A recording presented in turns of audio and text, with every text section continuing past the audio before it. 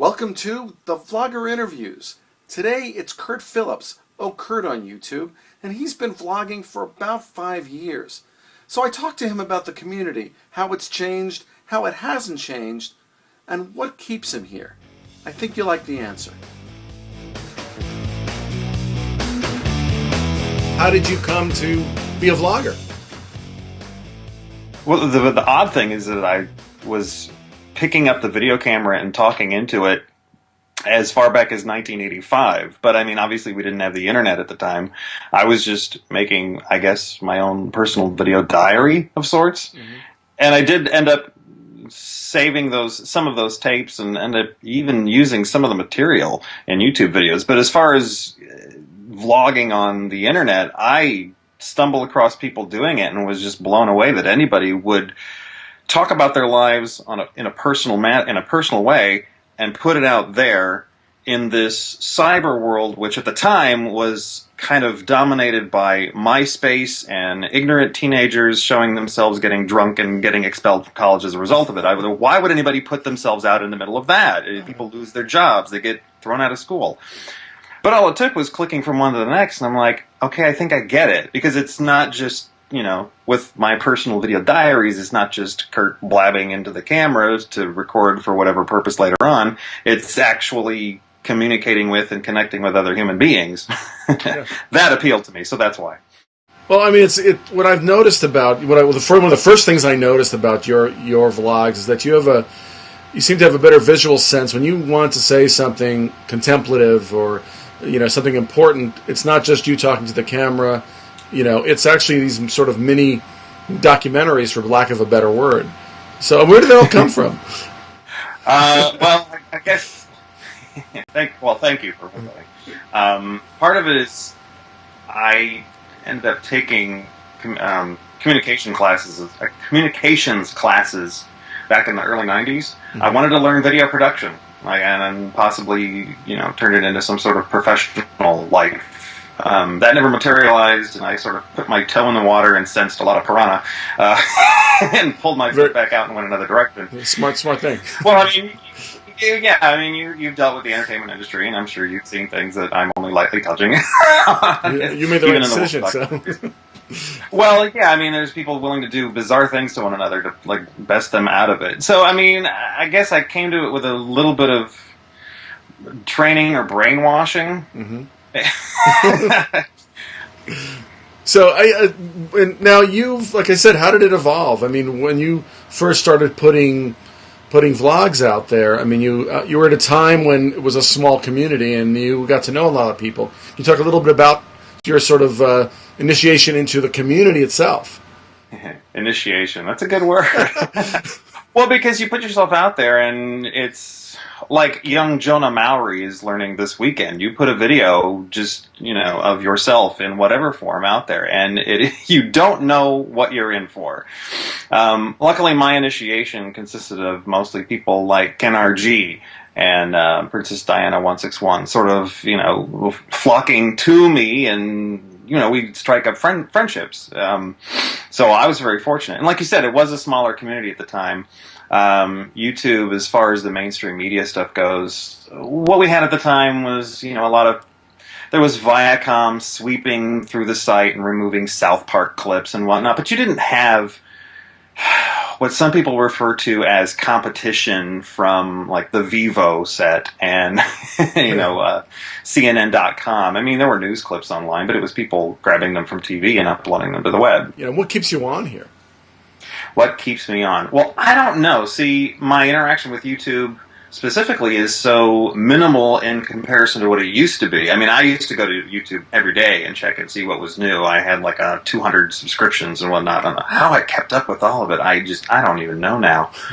But now, it's, for me, and I guess a lot of the people that I interact with directly, it's mainly Facebook. But YouTube is still a part of that because you can see in the Facebook feed, people are linking their YouTube videos, or there's something from YouTube linked, and the discussion just takes their place either on YouTube and Facebook, or just Facebook. So really, what vlogging today isn't so much YouTube, but it's a mixture, really, of a lot of these other networks into it. Is that accurate?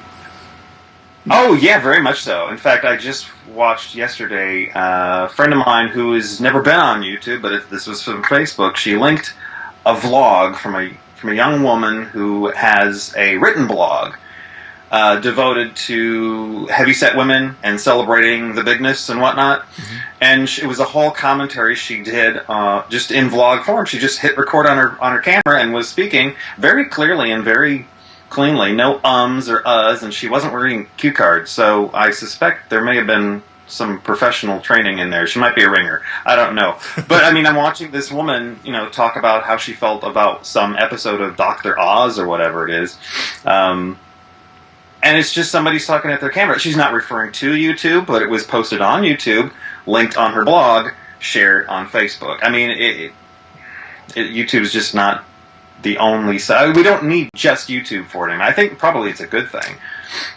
Right, so it's evolved beyond just being... It was more, in those days, it was more site-specific. Yeah, and I think because of that, a lot of people felt like there was more cohesiveness to the community. I don't think that cohesiveness is really gone. It's just that, we're not experiencing it just on YouTube. Now it's not just what is YouTube, it's more like what is the shape of online video. Right. Yeah, what is it? Or social media? Is that a social media? Yeah. Well, the online video for the sake of social media. Maybe there's not I don't know. Is there a terminology to really sort of separate the videos part of social media from the rest of it, or is it really just all part of one thing and I'm in denial? I don't know. I mean, social media can be it's 100 different things, and maybe that's really what it is. I mean, it's just 100 different ways of our getting to know each other through. I mean, I know more about you through your Facebook feed than I have to know through your through YouTube feed, and all these kinds of things. So it's a combination, I guess. Right. But I mean, it's now you've had. I remember a couple of years ago when I first met you, when Kenergy had that sort of informal gathering and. Oh, you mean in Santa Monica? Yeah. Oh my God, that was almost 2 years ago, wasn't it? Right. Time flies. Oh my gosh, that's another thing. I mean, I'm sitting here thinking about when I started on YouTube, and it was 5 years ago. Mm-hmm. But it had already been in full swing for at least a year and a half by that point. And at that point, I felt like I'm coming into the tail end of something. And like, is it over? Little did I know. Well, and why do you do it? For me, video making has always been a hobby. Whether it's just me sitting and talking to the camera, like several times throughout my senior year of high school, where I felt the need to just unleash, much like some of these kids do today. Just they're posting it on the web. It's just the video making as a hobby. That's one element, but it wouldn't have started up, and it wouldn't have maintained. And it wouldn't even still exist in some form today if it weren't for, again, the human element. If I had gotten into it and met and gotten to know nobody, and if none of it had come into my personal life and been incorporated into that, then I would have been done with it in a few months, moved on to something else. Now, what do you think people going onto it now need to remember about making it a quality experience? Is that a fair question? Very fair question. I'm not entirely sure how to answer it because I wasn't quite sure what to do when I started, and I don't know if even after having had my experience and continuing to have the experience, it's not over. I don't know if I'm really qualified to tell anybody else what they should or shouldn't make it. I mean, if you look at the comment section for that Jonah Maori video, where it's just that song by Sia, and he's just using the 3x5 cards to deliver his message on how he was depressed and dealing with the bullying. There are people telling him, "Way to go, you're so brave." There are people telling him, "Why only the cue cards?" or "Why only the cards? Why can't we hear you speak? I can't really see the scars. You must not really have them." There's always going to be a critic. I mean. You know what? Actually, I do know how to answer your question. The advice that I would give to those people is the same that I would give to any Jonah Maori, anybody dealing with bullying. Celebrate what is unique about yourself and others, and never mind the unconstructive criticism. Just attack it in any way that feels natural to you, and that doesn't violate, copyright laws. So you all got to remember copyright. What is the greatest benefit, when you look back on it, that you've gotten out of the experience? Friendship. It's so sappy, right? Heart should be like bouncing out of my head right now, but no, it's true. The friendships. Thank you, Curt. Remember to check out Curt's channel, OhCurt, on YouTube. If you have any questions, if you'd like to suggest an interview subject, or if you'd like to be interviewed yourself, please let me know about it. I will see you next time on The Vlogger Interviews.